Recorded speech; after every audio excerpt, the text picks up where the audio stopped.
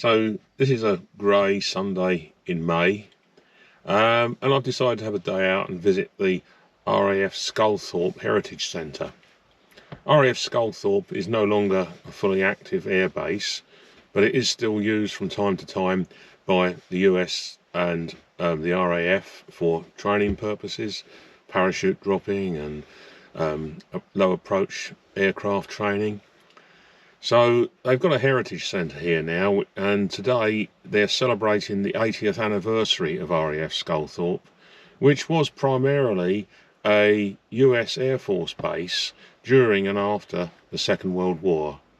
So I'm going to have a look around, and I'll do some video and some photos, and let's see how we get on.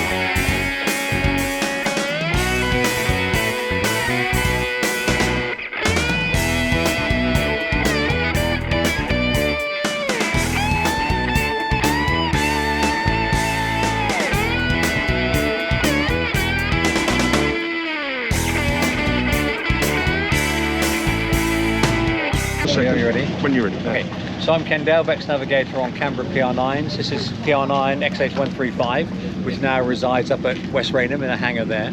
I flew 1,000 hours in Canberra PR9s on 39 Squadron back in the late 70s, early 80s.